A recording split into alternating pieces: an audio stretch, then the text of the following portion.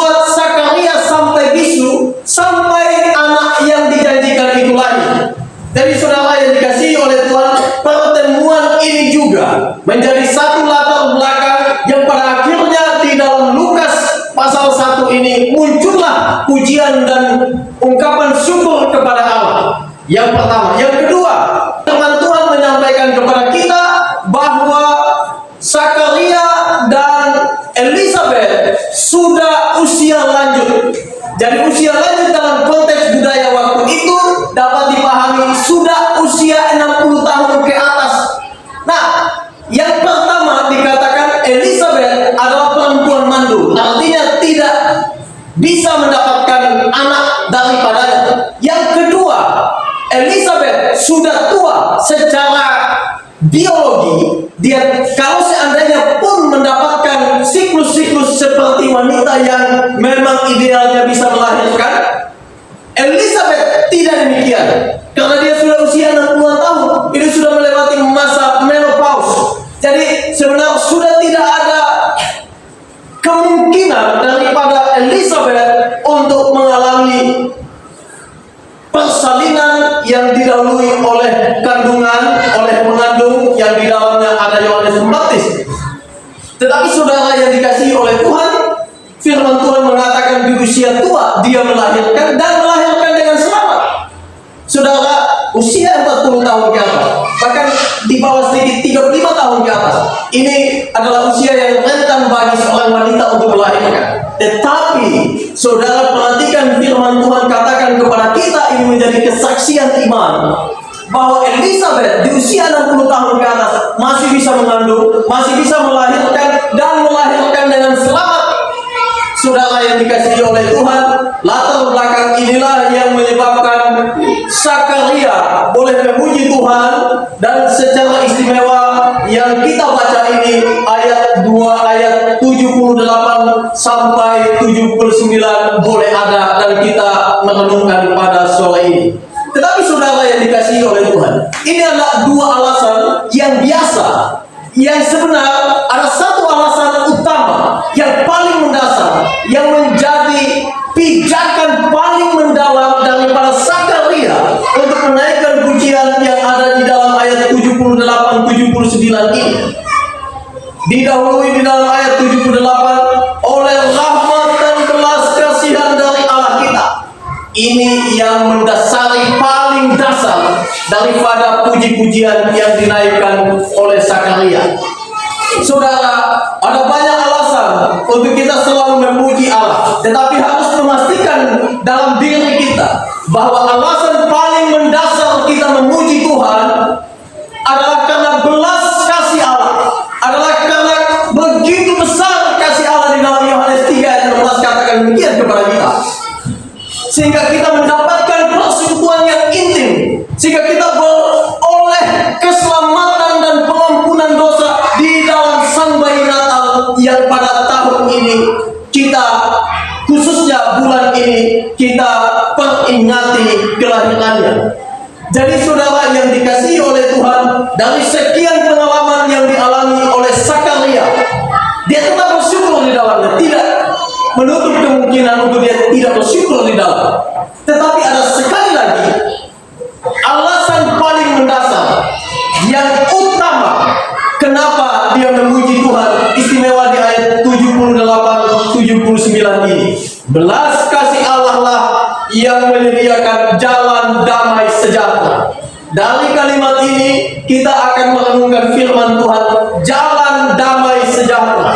Saudara, jalan damai sejahtera ini disampaikan oleh Zakaria setelah Yohanes lahir. Jadi setelah Yohanes lahir dari kandungan Elizabeth, terbukalah mulut dari Zakaria yang sebelumnya bisu. Kemudian Tuhan memimpin dia untuk bernubuat dan memimpin dia untuk menaikkan pujian kepada Allah. Dan dalam pujian itu muncullah ayat 78-79. Saya garis bawahi, setelah Yohanes Pembaptis lahir, tetapi sebelum Tuhan Yesus lahir. Saudara, Yohanes Pembaptis lebih kakak kurang lebih 6 bulan daripada Tuhan Yesus. Tuhan datang kepada Zakaria lebih dulu, kemudian 6 bulan kemudian Tuhan datang kepada Maria, datang kepada Yusuf. Rentang waktu ini adalah kurang lebih 6 bulan. Maka ketika kita memahami ayat 7, 8, 7, 9 ini disampaikan oleh Zakaria, Yesus belum lahir, Yohanes baru lahir. Itu poin yang kita bisa dapatkan. Tetapi kenapa Yohanes lebih dulu lahir dan kemudian 6 bulan kemudian Yesus lahir? Ternyata ini adalah satu rangkaian dari penggenapan sejarah dan penggenapan nubuat yang disampaikan oleh Tuhan di dalam kitab suci-Nya. Di dalam Yesaya dikatakan bahwa ada suara yang berseru-seru di padang gunung, luruskanlah jalan bagi Tuhan, dan lain sebagainya. Kemudian ini digenapi. Tentu untuk menggenapi ini, mempersiapkan jalan bagi Tuhan, harus ada yang dahulu diutus. Maleakhi katakan namanya adalah Elia, tetapi bukan persis nama seperti itu yang dimaksudkan. Itu seperti dalam konteks penggenapan dari karya yang akan mendahului sebelum Tuhan Yesus datang. Sebelum Tuhan datang, ada yang mempersiapkan jalan. Saudara, ini layaknya seorang raja di zaman itu. Ketika ada raja mau berkunjung kepada satu tempat, maka ada utusan yang dulu mempersiapkan jalannya. Saudara, utusan itu baru kemudian dibentuk atau diutus setelah rajanya jadi, setelah seseorang menjadi raja. Tetapi Yesus tidak demikian. Yesus bahkan sebelum lahir sudah ada yang mendahului dia, akan mempersiapkan jalan baginya. Ini sesuatu yang sangat istimewa. Tidak pernah di dalam sejarah ada yang langsung lahir dan kelahirannya dinubuatkan. Kelahirannya adalah penggenapan dari nubuat untuk mempersiapkan jalan bagi raja yang akan datang. Tidak ada. Tetapi firman Tuhan katakan, bahkan sebelum Tuhan Yesus lahir, Yohanes telah dipersiapkan untuk mempersiapkan jalan bagi Tuhan Allah kita, bagi Yesus yang jadi manusia. Jadi Yohanes di dalam nubuatan dan juga di dalam pesan yang disampaikan oleh Gabriel kepada Zakaria, dia akan mendahului Yesus dan mempersiapkan jalan bagi Tuhan kita. Itulah sebabnya dikatakan bahwa dia akan disebut sebagai imam, sebagai nabi Allah yang maha tinggi di dalam kitab yang sama, di dalam pasal yang sama, yaitu Injil Lukas. Sudah kalau baca dari ayat-ayat sebelumnya, di sana dikatakan demikian. Jadi dari sini kita bisa dapat memahami bahwa segala sesuatu begitu dipersiapkan oleh Allah dengan sangat matang. Tidak ada yang secara kebetulan, tidak ada yang meleset daripada apa yang sudah ditentukan oleh Tuhan. Begitu detailnya, begitu runutnya, begitu desain yang Tuhan buat untuk mendatangkan Sang Juru Selamat, datangkan Tuhan ini, dipersiapkan segalanya. Bahkan bagaimana matinya sudah dipersiapkan, sudah dinubuatkan juga sebelum kejadian itu. Ini satu peristiwa yang sangat besar dalam sejarah. Tidak ada seorang pun yang tahu kapan matinya dan dengan cara apa dia mati, kecuali dia mau mati bunuh diri. Tetapi firman Tuhan mengatakan, bahkan sebelum Yesus naik ke salib, dia sudah dinubuatkan bahwa dia akan mati dengan cara demikian.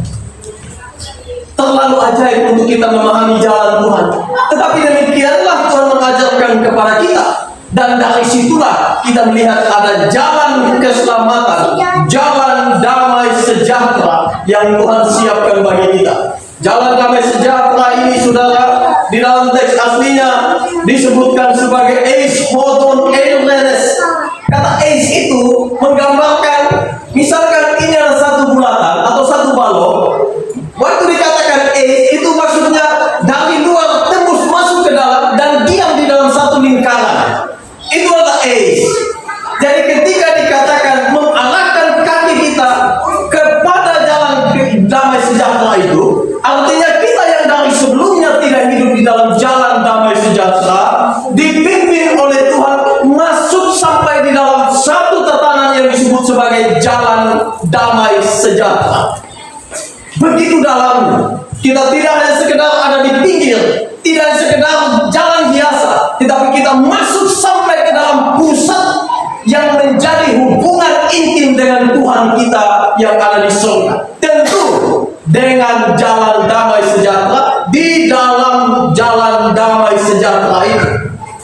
Saudara yang dikasihi oleh Tuhan, kata hodon ini atau kata jalan ini berasal dari teks asli disebut sebagai hodon. Hodon itu sama dengan hodos. Tuhan Yesus dalam Yohanes pasal 14 ayat 6 mengatakan, dia katakan, sesungguhnya aku adalah jalan dan kebenaran dan hidup. Ego emi he hodos kai he aletheia kai he zoe. Itu teks aslinya bunyi demikian. Jadi ketika dikatakan demikian, saudara perhatikan, itu kata yang sama ketika dikatakan di dalam ayat 79, jalan damai sejahtera. Jadi sebenarnya ini mengacu kepada satu sosok, kepada satu pribadi. Kita dipimpin untuk masuk, untuk berjalan di dalam jalan damai sejahtera itu. Itu poinnya, itu maksudnya daripada firman Tuhan ketika Zakaria memuji, kaki kita akan mengarah kepada jalan atau ke dalam jalan damai sejahtera itu. Kita tidak jalan di pinggir, kita tidak jalan di jalan yang kita sukai, tapi kita jalan di jalan yang Tuhan siapkan bagi kita, yaitu tadi saya katakan jalan damai sejahtera. Dan kata damai sejahtera ini, saudara mungkin pernah dengar ada nama Iren. Itu sebenarnya berasal dari kata Yunani Iren. Iren itu adalah damai sejahtera. Dan saudara, kita tidak membayangkan damai sejahtera yang dimaksudkan di sini hanya sebatas kemakmuran, hanya sebatas tanpa peperangan, keadaan tanpa peperangan, atau keadaan damai, keadaan tenang. Tidak sebatas itu. Karena kalau sebatas itu, sebenarnya makna ini tidak sampai kepada kedalaman intinya. Kalau kita lihat di dalam kamus bahasa kita, di situ dijelaskan damai sejahtera itu adalah keadaan yang tanpa perang, keadaan yang damai, keadaan yang tenang. Tetapi kenapa ada tenang? Kenapa ada tanpa peperangan? Tidak dijelaskan. Nah, kata ini dijelaskan demikian adanya. Kata Iren sebenarnya mengacu kepada hubungan dengan Allah jauh sebelum manusia jatuh ke dalam dosa.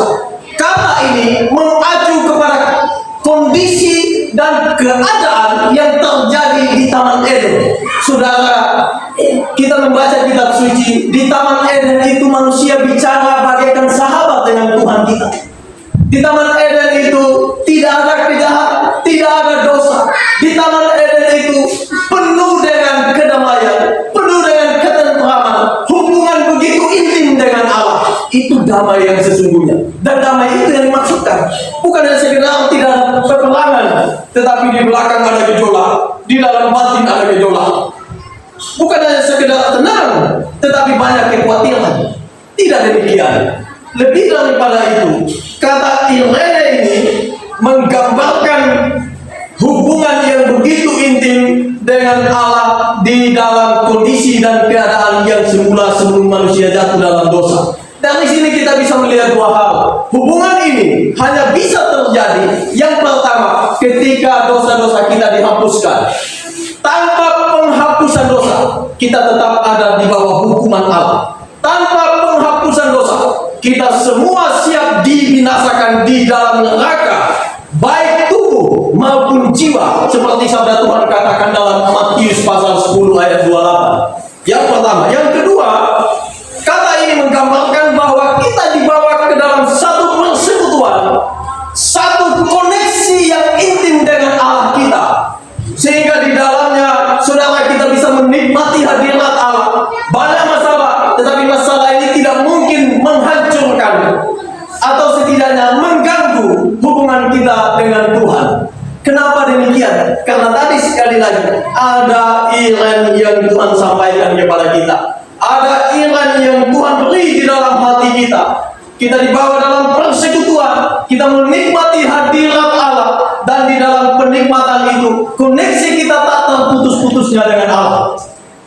Saudara, HP kita kalau tidak ada koneksi internet, kita tidak bisa mengakses apapun yang berkaitan dengan internet, dengan sosmed, dengan apalah yang berkaitan yang membutuhkan internet itu. Kita tidak bisa scrolling up down, kita tidak bisa membuat status, kita tidak bisa melihat status orang lain, kita tidak bisa membaca berita yang ada di internet, tidak bisa mengetahui banyak hal. Tetapi kalau ada koneksi, semakin bagus koneksinya, semakin cepat kecepatannya, maka kita akan begitu makin cepat untuk mendapatkan apa saja yang kita inginkan, yang tentu terkoneksi dengan internet itu. Nah saudara, pikirkanlah hubungan kita dengan Tuhan demikian adanya. Tanpa koneksi dengan Tuhan, kita manusia, memang manusia yang hidup, tetapi manusia yang tidak ada arti dan makna damai di dalam hati sesungguhnya. Kita manusia bisa jadi manusia yang hidup, tetapi apa bedanya manusia dengan yang di luar sana yang tidak kenal Tuhan? Jadi dari sini saudara, kita betul-betul memahami dan harus menyadari bahwa kita butuh untuk selalu terkoneksi dengan yang di atas. Jiwa kita datang dari atas, dan jiwa ini hanya bisa dikenyangkan oleh yang dari atas. Banyak cara manusia untuk memuaskan dirinya, untuk memberikan ketenangan padanya, mencari jalan damai baginya, tapi tidak mungkin dia menemukan damai yang sejati, tidak akan. Orang berusaha untuk makin kaya, dia pikir ada kedamaian yang sejati di situ, tapi tidak ada. Orang pikir makin tenar, makin terkenal, di situ ada kedamaian, ternyata tidak ada. Mendapatkan istri yang cantik, mendapatkan suami yang ganteng, pikir ada kedamaian di situ, justru memicu banyak kekacauan muncul dari sana. Lantas dari mana damai sejahtera itu kita dapat? Nah, firman Tuhan katakan, terkoneksi dengan yang di atas.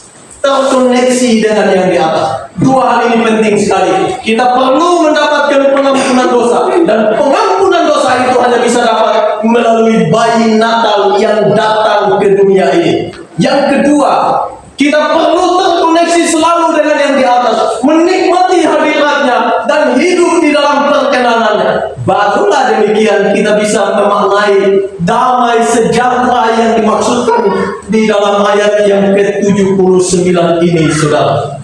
Saudara yang dikasihi oleh Tuhan, apa yang saya katakan ini, jalan damai sejahtera ini adalah satu akibat daripada yang dikatakan di dalam ayat 78 itu, yang menjadi sebab daripada Tuhan memberi jalan damai sejahtera kepada kita. Sebabnya adalah rahmat dan belas kasihan dari Allah kita.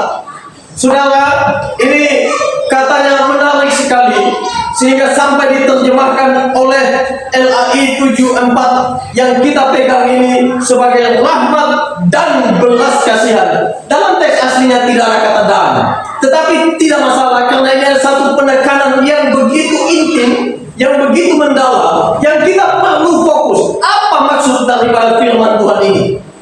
Saudara, banyak kali waktu kita tidak mendalami firman Tuhan, baca senyampang saja, ternyata maknanya tidak terlalu mendalam.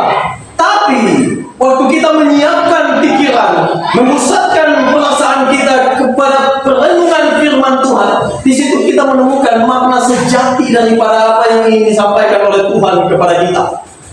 Kata rahmat dan belas kasihan daripada Allah berasal dari kata splantna eleos. Ini sama dengan affections of compassion of our God. Jadi sikap dan perasaan yang begitu mendalam, yang bisa merasakan apa yang dirasakan oleh orang lain. Ini yang disebut sebagai compassion. Kata ini berdasarkan apa yang diajarkan oleh kitab suci. Ada satu perasaan yang mendalam, keterlibatan yang secara utuh melihat orang lain susah, dia merasakan kesusahan. Jadi ini tidak hanya sekedar empati, lebih daripada empati, apalagi simpati. Lebih dalam daripada itu, perasaan yang betul-betul mendasar, yang betul-betul mendasar, yang betul-betul mendalam akan satu peristiwa yang dia, padahal bukan dia yang mendapatkan secara langsung, tapi dia bisa merasakan real dalam hidup dia.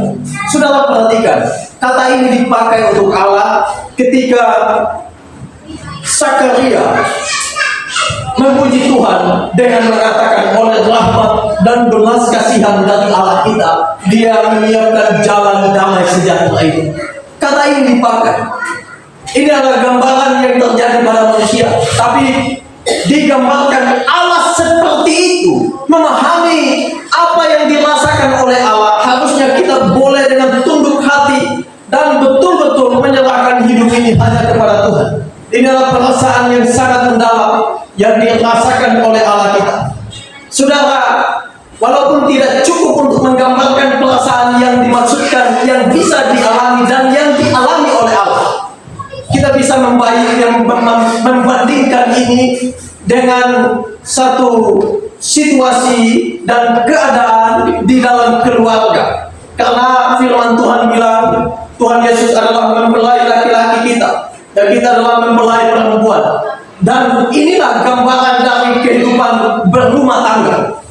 Berumah tangga harus dipenuhi dengan damai sejahtera, bukan percekcokan, bukan berantem, bukan caci maki, bukan saling sikut menyikut, saling menyakiti, saling melukai, saling dan seterusnya yang tidak baik. Karena gambaran dari keluarga itu menggambarkan hubungan kita dengan Allah, hubungan Allah dengan kita. Yesus sebagai kepala, sebagai mempelai laki-laki, dia bisa merasakan apa yang dirasakan oleh mempelai perempuan. Sebagai suami, Adam mengatakan kepada Hawa, oh inilah dia tulang dari tulangku, daging dari dagingku. Saudara, adakah di antara kita yang bisa dengan akal sehatnya melukai tubuhnya, lalu dia pikir biasa saja, tidak sakit, tidak merasakan sakit? Kalau ada seperti itu, saya kira orang gila saja. Tapi orang yang punya akal sehat, ketika dia melukai badannya, dia akan merasakan sakit yang dia alami. Nah saudara, gambaran inilah yang boleh kita ambil untuk menggambarkan bagaimana perasaan mendalam dan paling mendasar daripada Allah kita ketika melihat satu fakta yang terjadi kepada kita. Fakta apa itu? Firman Tuhan mengatakan kepada kita yang pertama.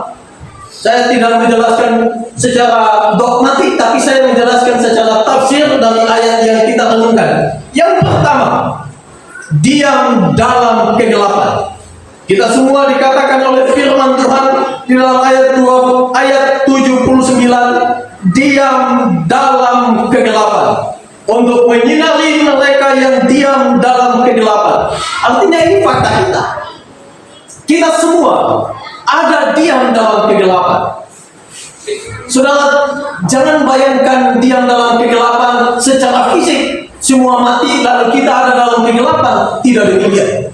Tetapi ini bicara tentang satu kondisi dalam hubungan kita dengan Allah.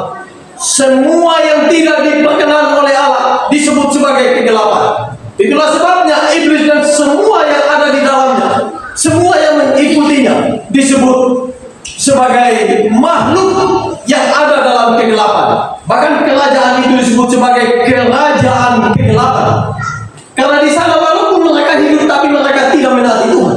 Walaupun mereka hidup tapi mereka terus melawan Allah. Ini yang disebut sebagai diam dalam kegelapan. Saya dan saudara, sebelum Tuhan ampuni, sebelum kita mempunyai koneksi dengan Tuhan, kita semua tanpa terkecuali diam dalam kegelapan. Kita melakukan apa yang kita sukai tanpa mempertimbangkan apa yang Tuhan inginkan. Kita ingin melakukan apa saja dan kita melakukan semua itu tanpa ada beban, tanpa ada pertimbangan. Tuhan sukai tidak, Tuhan kenal tidak, apakah ini saya disenangi Tuhan ketika melakukan ini atau tidak. Kita tidak punya pertimbangan demikian ketika kita diam dalam kegelapan. Artinya pikiran kita gelap, hati kita gelap, perkataan kita gelap, tidak mencerminkan nilai-nilai terang yang Tuhan punya yang harusnya kita hidupi. Ini yang disebut sebagai satu fakta dari semua sebelum mendapatkan pengampunan dan terkoneksi dengan Tuhan. Diam dalam kegelapan, hidup kacau, tidak mungkin menemukan jalan damai sejahtera. Ini yang disebut dengan diam dalam kegelapan. Karena kalau kita ada dalam kegelapan, mana mungkin kita bisa melihat jalan, kecuali Tuhan datang dengan terangnya, seperti yang dikatakan oleh ayat 79. Dia datang dengan terangnya untuk menyinari. Kemudian kita yang tadinya gelap boleh melihat, oh ternyata selama ini kita ada di dalam lumpur basah, di dalam ketidaktaatan yang akut, yang pada akhirnya kita sadar, oh Tuhan ampunilah aku, oh Tuhan bawalah aku dalam terang-Mu. Lalu kemudian Tuhan membawa kita ke dalam terangnya yang ajaib itu. Saudara, ini fakta yang pertama, diam dalam kegelapan. Fakta yang kedua yang dikatakan masih di ayat yang sama, dan kita diam dalam naungan maut. Saudara, bukan hanya gelap, tapi naungan maut. Kegelapan itu pada akhirnya membawa kita pada maut. Kegelapan itu, perbuatan dosa kita yang tidak menyenangkan Tuhan tentunya, pada akhirnya membuat kita dibuang. Bukan sekedar buang biasa, itu bahasa lebih dalamnya, dibinasakan. Baik tubuh ini maupun jiwa ini di dalam neraka. Itulah sebabnya waktu Tuhan melihat apa yang terjadi kepada kita ini, saudara, begitu perih, begitu sakit, begitu peduli Tuhan dengan kita. Itu yang disebut sebagai, kalau kita mendalami, inilah tulang dari tulangku, daging dari dagingku. Waktu kita melihat istri kita sakit, kita juga merasakannya. Waktu kita melihat istri kita menangis, kita juga merasakannya. Walaupun kadang-kadang atau banyak kali istri kita lihat kita sedih, dia tidak peduli. Tapi itulah jiwa, hati daripada seorang lelaki, hati daripada seorang suami. Hatinya harus seluas lautan, bisa melihat betapa dalamnya cintanya, kasihnya, atau yang dibahasakan di sini, belas kasihnya terhadap satu peristiwa yang menyakitkan yang terjadi pada pasangannya. Demikianlah Tuhan memandang kita, saudara. Waktu Tuhan melihat kita diam dalam kegelapan, dan waktu Tuhan melihat kita diam dalam naungan maut. Naungan maut ini pada akhirnya kita hanya punya satu akses. Sebenarnya kita punya dua akses. Satu yang Tuhan siapkan, satu akses menuju surga, satu akses menuju neraka. Tetapi karena kita ada di dalam naungan kegelapan, maka akses kita cuma satu yang terbuka. Akses kita hanya satu, yaitu jalan menuju maut, jalan menuju kebinasaan. Ini aksesnya. Lalu bagaimana Tuhan mematahkan aksesnya? Menutup akses ini, Tuhan harus terangi kita. Dengan belas kasihnya dia melakukan ini. Lalu dia membuka jalan damai sejahtera itu untuk menuju kepada surga dalam persekutuan dengan Allah. Di situ baru kita melihat, oh ternyata ini loh akses yang bagus. Kalau tidak, saudara, kita semua sebenarnya seperti Amsal katakan, kita pikir jalan kita bagus, kita pikir jalan kita lurus, tapi ternyata jalan kita menuju pada kebinasaan. Saudara yang dikasihi oleh Tuhan, manusia banyak kali tidak peduli dengan diri. Manusia banyak kali bahkan tidak mau peduli dengan apa yang terjadi padanya. Saudara, ada satu istilah lain lagi. Manusia banyak kali tidak tahu bahwa dia sedang jalan menuju pada kebinasaan. Tetapi di sisi lain, ternyata ada manusia bukan tidak tahu, tapi dia tidak mau tahu bahwa dia akan menuju pada kebinasaan. Begitu mengerikannya kita manusia ini. Saya di dalam ruangan ini tidak ada. Semua kita dalam belas kasihan Allah boleh diselamatkan. Tetapi saudara perhatikan di luar sana, ada begitu banyak orang yang pikir dia menikmati hidupnya sepuas-puasnya. Karena pikir hidup ini cuma sekali. Ada istilah yang sekarang lagi tren itu yang disebut ya hidup cuma sekali, karena itu menikmatilah hidup dengan sesuka hati, dengan sepuasnya. Tetapi mereka tidak tahu bahwa setelah di dunia ini ada dunia yang lain yang akan dimasuki oleh manusia, dan ada dua tempat di dunia yang lain. Satu disebut surga, satu disebut neraka. Orang yang menikmati hidup sepuas-puasnya, senikmat-nikmatnya, tanpa peduli kepada perintah Tuhan, tanpa hiraukan kehendak dan hati Tuhan, mereka jalan kepada kebinasaan. Ini yang disebut hidup dalam kegelapan, hidup diam dalam kegelapan, dan diam dalam naungan maut.